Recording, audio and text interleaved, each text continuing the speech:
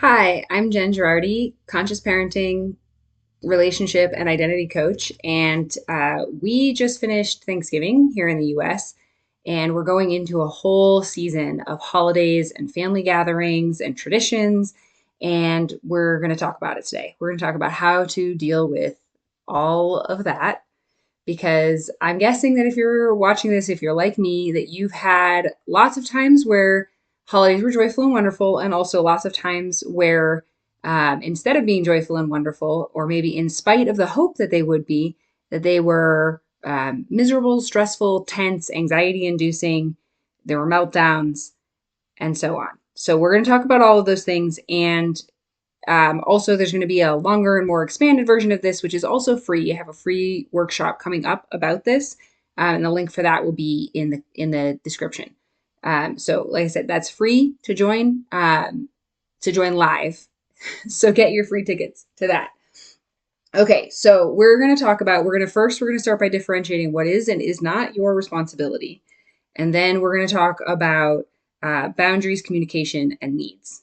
And those are the three lenses that we're going to look at how to navigate the holidays through. And I'm going to give you kind of the 30,000 foot view today because I want to keep this short enough that it's manageable. And then we have an hour-long webinar coming up on December 15th that's going to go into more of these and with more exercises, more questions to ask yourself about these things. And that's free. And then I also have a recording of one that is more like specifically applying these things to if you have children and you're navigating children in all of these situations. And that one is available for download on demand on my website. Okay, so what is and is not your responsibility and what is and is not in your control? This is like foundational because if you're trying to take responsibility for other people's feelings, for the experience other people have, for convincing or fixing or managing other people, it's not going to work. And if you're trying to control things that are not in your control, like what other people do and say and think and feel, is not going to go well.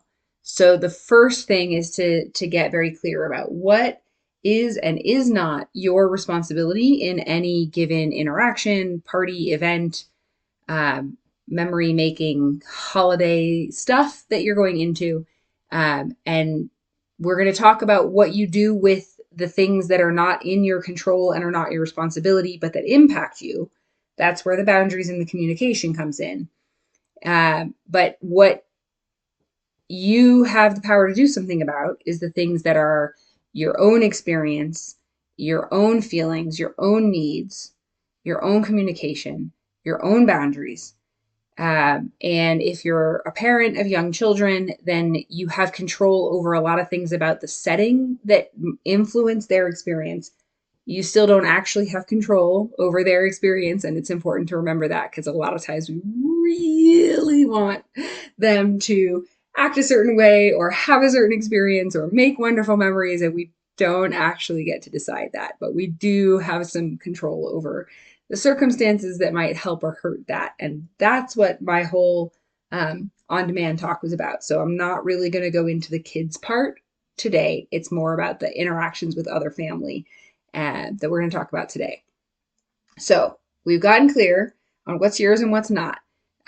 So communication, and we're going to talk about this more in the workshop, but at a very basic level, communication will always be most effective if you are communicating what's true for you. When we're talking about things like navigating family. So I need, I want, I'm hoping, I'm feeling, I'm thinking, I'm wondering, I'm noticing, all great phrases to start with. Because everybody, universally, all people are much more willing to receive what you say about yourself than if you say the same thing about them. Coming in with, you're this, you're that, you're, those things are much more likely to get a defensive reaction. It doesn't mean you'll necessarily get a positive reaction starting with an I statement, but it's more likely. And it's also undeniable and true for you. Even if someone else tries to say, no, you're not, or that's not true, or I don't believe you, or whatever. And that does happen. You may have experienced that if you're here talking about difficult family relationships, but you can know internally that it's true, no matter what somebody else says, because it's about you, so you can't be wrong about it. I mean, you can be, but that's different. Knowing yourself is a different topic. Hopefully that happens before you're entering the difficult family dynamics, ideally. Okay, so we're going to go a lot more into like what kinds of things you might need to communicate in the longer workshop. So for today, I want your takeaway to be I statements, saying what's true for me as being the goal of communication when there's potentially difficult interactions. Next, we're going to move into the boundaries. So very important, and the biggest takeaway I want for you is that boundaries are yours. Boundaries are not what someone else will do. That's a request. A boundary is what I will or will not do. And those boundaries can be internal. I will or will not answer my phone, for example. That's a boundary that I have for myself. Or I'm going to say no if someone asks me to bake a pie the night before a party. That's an internal boundary. That's for me. What I am keeping in mind for myself. An external boundary is if you make a racist comment, I'm leaving. So I can't actually stop the proverbial Uncle George from making the racist comment, but I can decide what I'm going to do about it if he does. And I can also communicate, I'm not okay with you saying X, Y, and Z, or I'm not okay with you saying things in front of my children, or whatever the boundary might be. It's communicating it. But the boundary part is, what am I going to do about it? Because if I communicate it and it's not received, it's not adhered to, or the other person says no, or they're incapable, then what do I do?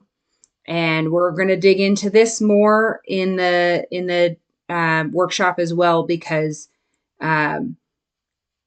there's pieces here about how do you know if a boundary is needed, how do you figure out where the boundary goes, and what kinds of plans do you need in place to be able to follow through on the boundaries, especially big ones. If you're like expecting that there might be a really bad time with a certain person and you might need to physically leave, but you're sleeping at their house, there might need to be an escape plan in place. What happens, or what boundaries can you realistically follow through on, and is it good enough?